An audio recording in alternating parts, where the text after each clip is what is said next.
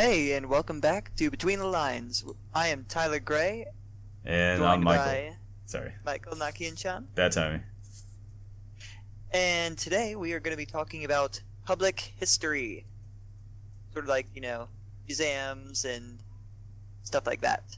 But, Michael, you can define public history for us. So this is a very interesting topic. And you'll probably hear us say that a lot. So defining public history is harder than it sounds. Um, First off, what I'm getting this, I'm going to quote from the NCPH, the sort of the National Council on Public History. They have a section on their website. They're kind of like about their organization section on their website saying like, well, how do we define public history? And I actually want to quote two sentences from that particular page. And so here's the quote: "The name of the NCPH blog, History at Work, offers a handy distillation. Public history describes the many and diverse ways in which history is put to work in the world. In this sense, it is history that is applied to real world issues." Now, I want to hold on to that definition and I want to go to the AHA. This is coming from their article called Defining Public History. Is it possible? Is it necessary? This is by Robert Weebly, March 2008. He himself does not provide sort of like the end all be all definition. So what I gathered from this article was that the AHA sort of considers public history as a field of study. And now they themselves actually quote the NCPH, and that quote is a movement, a methodology, and approach that promotes the collaborative study and practice of history. And then by session, its practitioners embrace a mission to make their special insights accessible and useful to the public. So looking at those two definitions, like the NCPH and then the AHA, well, I guess the NCPH really, the AHA article, I don't think really defined it so much in terms of the AHA's opinion, but the sort of application to the real world, I think, is one of the core principles of public history, among the other core principles.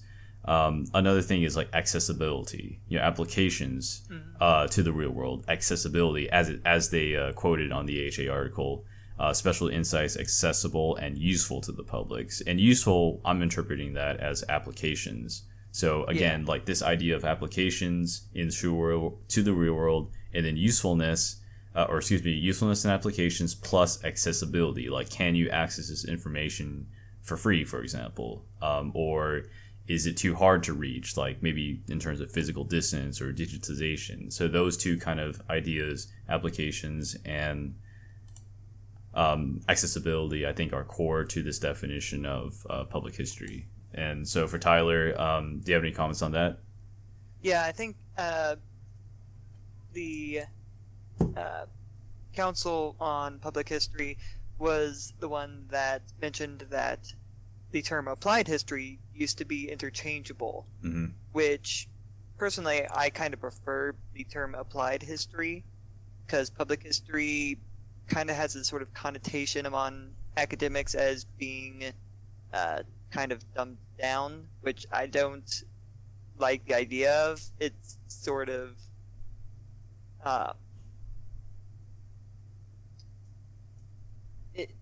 applied history, I feel, better fits what it's really doing. Mm-hmm. And I did want to add to the audience, like, before we kind of get into this, that we do have a topic about our personal opinions on public history. Like, first off, why do we define it, and what are, like, is it good or is it bad? So I just want to say, like, stay tuned for that. I know Tyler's kind of hitting the edge of the iceberg, but I do want to say, like, there is a reason why we're trying to do this. Don't worry, we'll go full on into that iceberg in just a minute. Mm-hmm.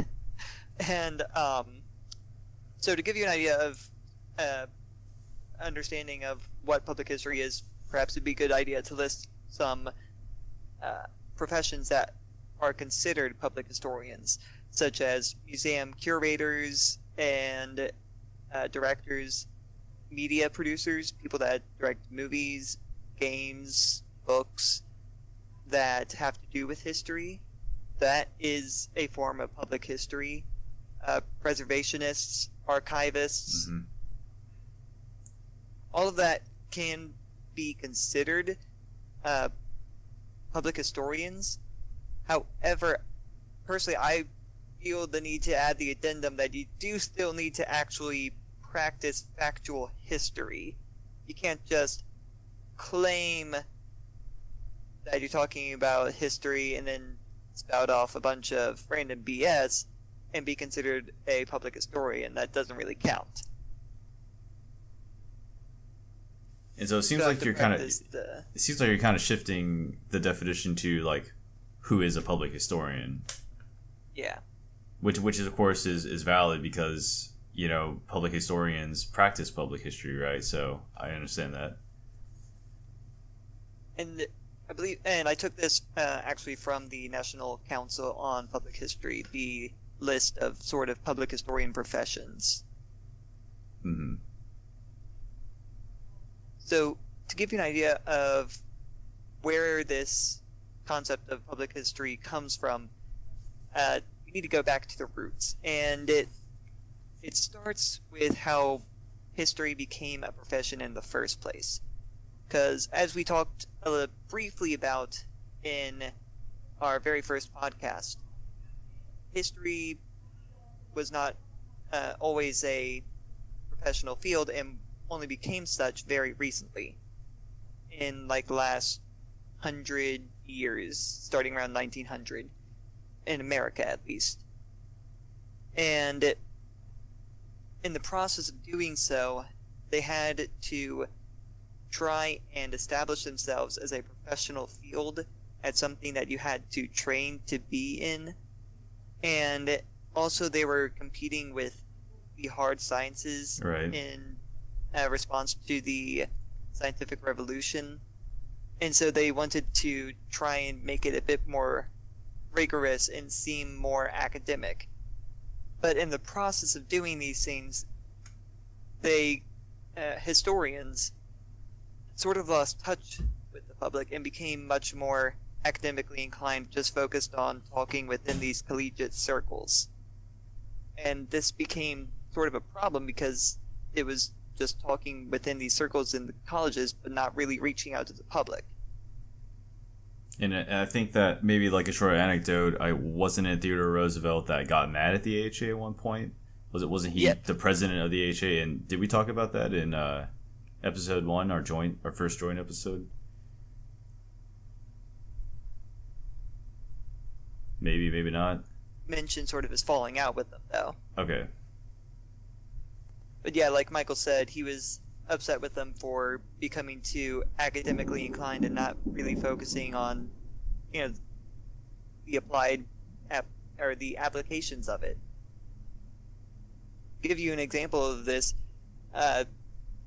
We live in Texas, and everyone knows, of course, to remember the Alamo. And yet, for a good half a century after the Battle of the Alamo, no one really took care of the Alamo Mission building. It was falling into disrepair and was being slowly encroached upon by other buildings and was going to be bought up and torn down to make way for more stores. But a private organization, the Daughters of the Republic of Texas, purchased the Alamo in, 1903? Yeah. Mm-hmm. And because of them, the Alamo was preserved. Not because of, professional historians or the state or local governments, although the local government did start to get more involved due to the Daughters of the Republic of Texas getting into arguments about how to actually take care of it. But it wasn't even transferred over to state ownership until 2015. And it wasn't named a historic landmark until the 1960s. So sort of, a consequence of neglecting the application of history and reaching out to the public with history was that these sort of places were not being taken care of. And it wasn't until much later that this emphasis started to come about again, and more of these public buildings started to become better preserved through both private organizations and local and state governments. And what does that say about the initiative of the people to, you know, restore their history or to remember their history? You know, like, this is a private organization, not a government organization, but a private organization. People, and I'm assuming that's an NPO. I'm assuming, was it the Daughters of the, was it Republic? Yeah, the Daughters of the Republic of Texas. Okay, and that's an that's an NPO, and these are private individuals using their own money to fund this sort of like renovation program, right? And so that's interesting. The leader of the Daughters of the Republic of Texas personally funded a good $5,000, I believe, of the money needed to pay for the Alamo at the time, which was a huge amount at that time. Right. So this idea of public history kind of fell out, but it started to gain traction again in the 60s and 70s. Sort of the argument I've heard is that it has a lot to do with the rise of the civil rights movements and the focus on minority histories. That sort of prompted more historians to take a more interactive role with the public in creating history and talking about history, as well as the much more pragmatic issue of the fact that there was a lack of jobs for professional historians. And so it was in the 60s and 70s that public history started to become more of a viable field. The first public history grad program was created at the University of California in Santa Barbara in 1976. And now there are around 200 public history programs in the U.S. alone. So while it fell out for a while due to the pressure to try to make history a more academic field, to make it on par with the sciences and to create it as a profession, it didn't stay out for long and came about, or rose up again in the 70s. And I guess the question is, like, how is public history doing now in 2017? Now? Yeah. There is still some concern over public history, which leads us into our final topic, the application of public history and, how should you do it. The major concern about public history, and one that is definitely a concern that needs to be addressed, is that you have to balance the need for trying to draw in a public, an audience to come and view this history, with the need to remain factual and actually practice history properly. You can't oversimplify or whitewash or straight up lie about history just to draw in an audience, but at the same time you have to keep in mind that the audience is the one paying the bills. Yeah. Without them, you're not going to have a museum for much longer. You need to find a way to draw in the public in order to educate the public. Which creates the problem of, where do you draw that line? So it almost seems like an issue of, like, I believe in these articles, whether I think it might have been AHA, this sort of like shared authority kind of aspect that seems to be what you're hitting on right now. Like, how much authority do we share with the public, because the public is the one paying the bills. There's like an admission fee, right? For museums, for example, they're the ones paying for it. It's not always like rich benefactors. That may very well be the case for some museums or some historic sites, but as you said, it's the audience, like the general public, that's paying for it. So the question is, like, how much do you appease that audience? How much do you share your authority? In my opinion, or at least that's how the AHA kind of describes this power dynamic. So I was just curious about, like, what was your opinion on that? Then, like you said, you had to kind of balance these two ideas. Like, where do you kind of stand on that spectrum? Well, that's the thing is, I cannot say, you have to go all the way in this direction or all the way in that direction because it is a balancing act. You do have to try and balance it out. I do not think that you should whitewash history or, lie about it to bring people in. But I do think you need to try and find ways that you can make it entertaining to the public. And going back to what we were talking about before with the definition, you need to make it applicable to the public. Why should they care? Why should you people listening to our podcast care about history? Mm-hmm. What reason do you have to listen to our podcast? There has to be something there that will draw you guys in, make you want to listen to us talk about this stuff. And it's probably the same thing that was going through the minds of, was it the Daughters of the Republic of Texas when they were renovating the Alamo in San Antonio, just for those who don't know where it was. The Alamo, they probably, in their mind, the Alamo probably was like a symbol of Texas or a symbol of resistance or a symbol of aggression, right? Maybe like a government that stretched too far, too authoritarian. They thought it was like a symbol. I don't know. I'm just speculating, but it's in the same sense for public history. Like, why is this Civil War battlefield significant? Why is this museum significant? Like the JFK Museum, why is that significant? Why is this assassination significant? Why do we practice history? These questions, like Tyler is saying, is relevant. We're trying to apply history to the real world. Like, why this? Why that? Basically, you're asking, so what? Yeah. Good example of this is a family trip that I went on recently with my parents and my sister to Destin, Florida. And on the way back, we traveled through Louisiana and stopped at a couple of the plantation homes along the way. Now, these plantation homes in Louisiana, slavery is a very important aspect of plantation homes. I mean, that was the entire reason they existed. But that is largely not the reason that a lot of people go there. I mean, a lot of people will go there to learn about slavery, but if it was just the slave quarters there, then very few people would probably show up. A lot of the people travel out that far because they want to see these nice, fancy plantation homes. Mm-hmm. So you have to try to balance it too.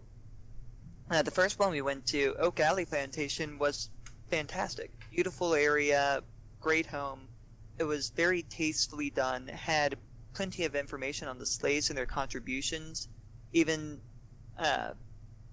had lists of all the names of the slaves that they could find, as well as the ones that they had any sort of record of their major contributions. They restored the slaves' quarters, all of that. And that, I think, was a very good example of how to do public history, because it has the nice plantation home with all of the nice furniture and everything that draws in the audience. It also has all of the information about the slaves and all of that that is meant to educate the public on, it's not just these fancy plantation homes, it's these are the people that really built it. Whereas the second one I stopped at, well, they didn't, I'm not going to mention the name in hopes that, they can improve and their business will not be negatively affected by this podcast, but... Well, I had actually a couple of questions about that first plantation, and I think they're simple. Like first, they're both related. One, was there an admission cost? And two, how much was it? Trying to remember. There was an admission cost for the tour of the home.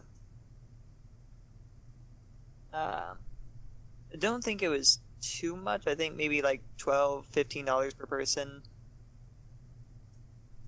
which is kind of necessary to, maintain the home and everything. But my parents were the ones organizing this trip, so I cannot say for sure. And in comparison to that first one, the second plantation home I stopped at barely mentioned slavery at all. They didn't have any of the slaves' quarters or anything like that.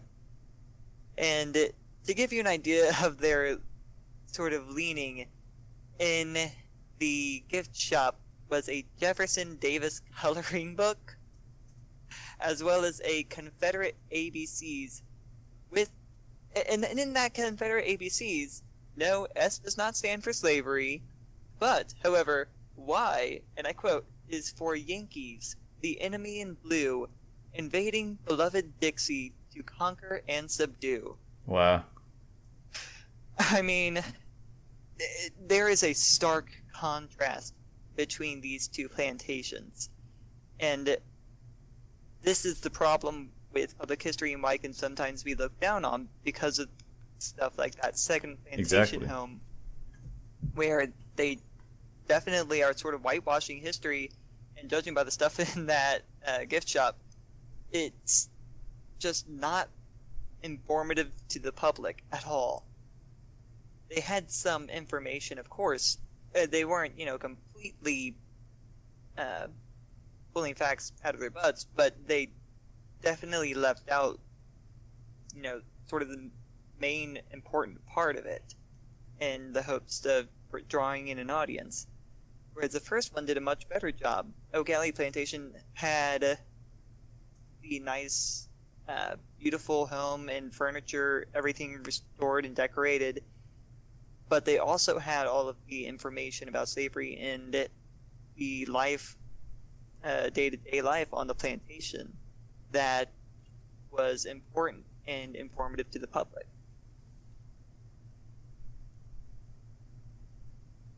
And I guess like that you brought up a good point where the second plantation, like the second historic site, plantation. This is maybe a good example of a bad public history, or like a good example of a bad historic site, or public history gone bad, for example, because there are different strains out there.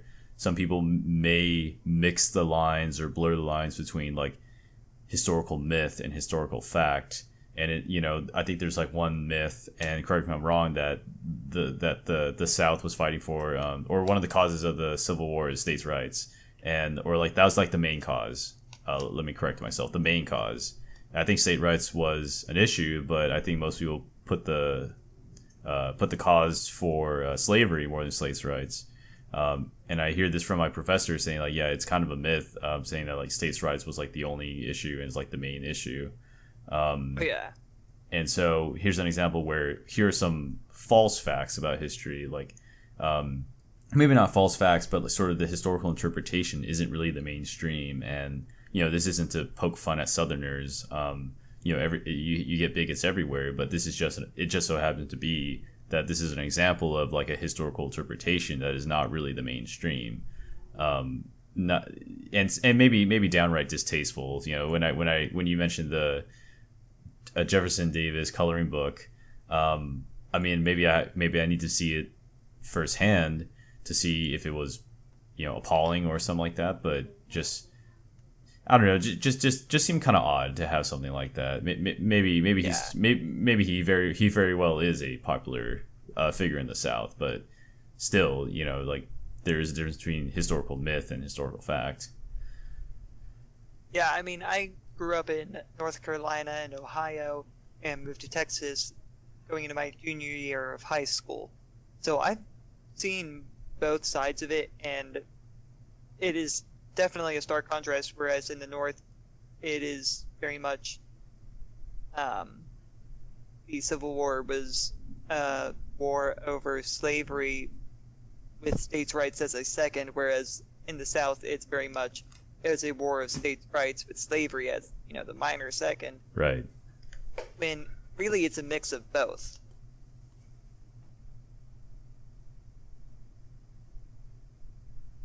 But this is just sort of an example of how public history is sort of a balancing act between, trying to cater to your audience to get them to look at what you're putting out there and still actually informing them. Yeah, I think that I definitely agree with this balancing act, and like I said, I think it's the AHA article. I definitely recommend Googling that. Defining public history, is it possible, is it necessary? Google that article. and read it, and you'll see, you know, what we're talking about when we talk about like this issue of shared authority. Like, who has more authority, like the historian, the public historian, or is it the audience?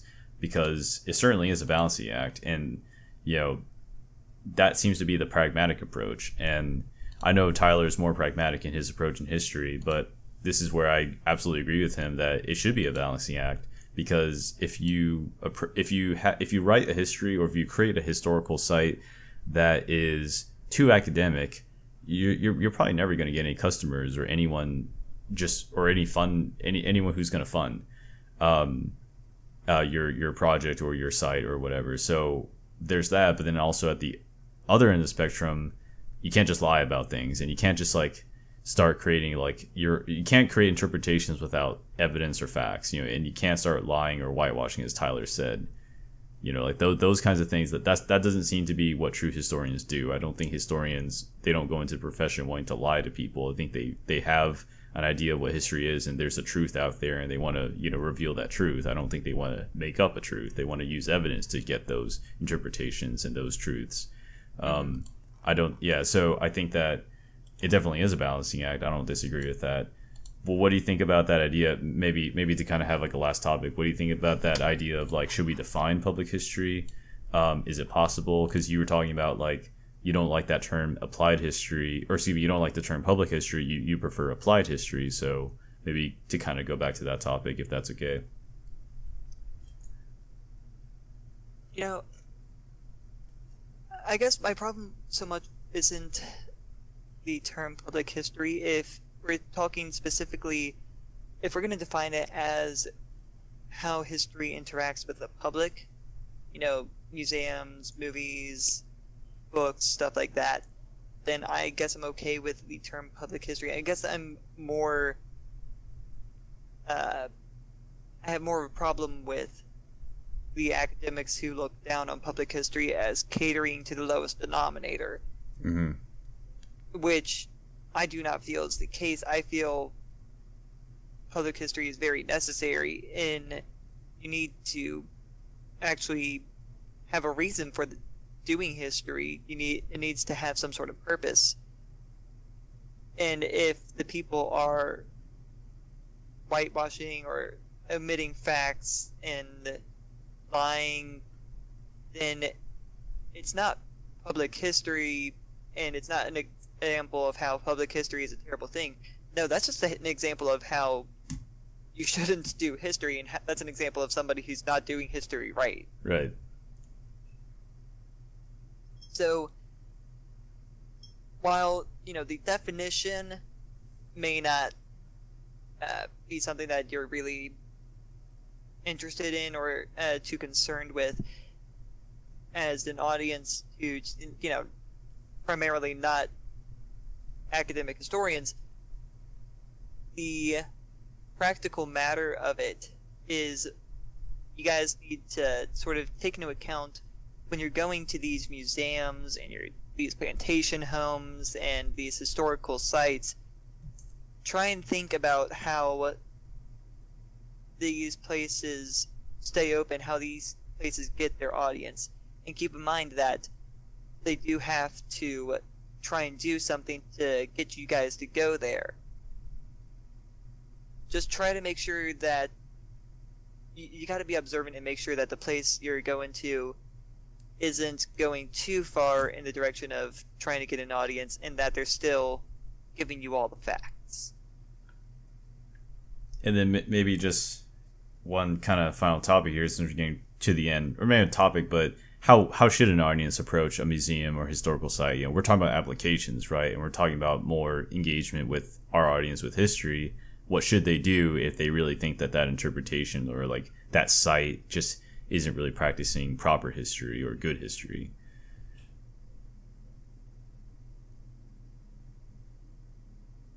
Sorry? I was just saying, like, what should an audience do? What should our audience do, or just anyone do, if that audience or if that historic site isn't really practicing proper history, or their interpretation seems a little bit off? Like, how should they approach that site? Because we're talking about, you know, applying history and educating our audience. Yeah. To kind of give them like the next step, kind of thing. You know, mentioning it to the staff that's giving you the tour probably won't help. It's like mentioning that the fries are too salty to the guy working the drive-thru at McDonald's. Yeah. They're not really the ones in charge of you.